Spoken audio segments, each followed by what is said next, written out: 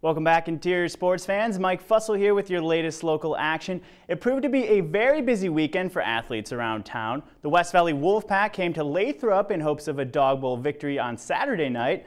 Both teams were greeted with packed stands in a swamped playing field. The Malamutes were the first of the game to get into the end zone in Q1. Lathrop then snagged an onside kick, allowing their offense to air one out for another score, bringing the game to 14-0. West Valley nailed a field goal to get on the board with less than a second left in the half. The Pack tacked on another TD in the second half, though, but it was not enough to overcome Lathrop and a shining multi-touchdown performance by R.J. Henry. Lathrop gets the victory over West Valley 48-9. The Malamutes will host West Anchorage next Saturday at 5 p.m. in their first playoff game. West Valley will travel to East for their postseason next week. Honestly, it's just the offensive line. They held their blocks. My quarterback dropped good passes to me. We executed tonight. Everything went according to plan, how we planned it.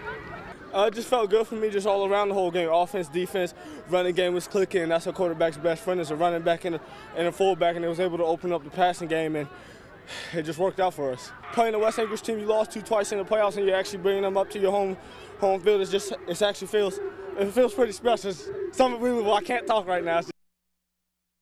All right, and some other interior teams met up on the gridiron last weekend as well. The Eielson Ravens and the Monroe Catholic Rams played their final game of the regular season. The Ravens came out in full force against the Rams, scoring every way possible. Eielson's defense also smothered Monroe, grabbing scoring plays off of 2 separate interceptions. The Ravens win it 61-6. Eielson will host Homer next week in the first round of the ASAA high school football playoffs. North Pole will be in the postseason as well. The Pats take on Kenai Central this Saturday at 1. And another Dog Bowl rivalry transpired at Lathrop last weekend. This time, a conference title was on the line, though. The Wolfpack and Malamutes flag football teams duked it out that afternoon. Both teams quickly found themselves in a defensive battle. Lathrop would hold West Valley to just 44 yards. Neither would roll into the end zone until late in the fourth quarter. Lathrop's Caitlin Spencer completed a 4-yard dump to Carly Fitzgerald, put the Mutes up 6-0, and that's how the scoreboard would look when the clock hit 0. Lathrop shuts out the Wolfpack, dethroning them of the MAC flag football title. We adjust our offense based on each team. We have the same plays, but we alternate each different route. We adjust to their defense. It feels so good. We've been wanting this all year. We've worked for it. I think we've earned it. All right, and we wrap up the weekend recap with the I-5 Interior Top 5 plays. Check them out and cast your vote at webcenter11.com. At number 5, Eielson's Dylan Scarborough reels in a TD at the back of the end zone. It's hard to see here, but he's keeping those feet just in bounds and in the end zone, getting the TD. The Ravens win it over Monroe Catholic 61-6. Number 4, a big defensive play in the Dog Bowl. Lathrop's Sergio Salcido snags an interception and takes it all the way home.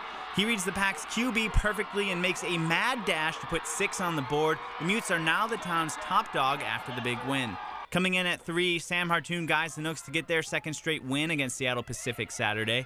She was named Player of the Week by the GNAC, and she's seeking a Play of the Week vote from you for that performance. This is the 4th time Hartoon has received those conference honors. At number 2, Peter Krieger gets this nice shot off in time in the Alaska Nanooks game against Mount Royal. The Nooks would show dominance with a 4-0 performance. 3 of those goals came in the final period.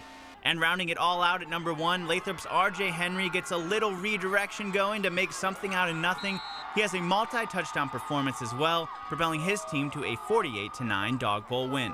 To vote for the Play of the Week, click on your favorite play on the I-5 poll on webcenter11.com.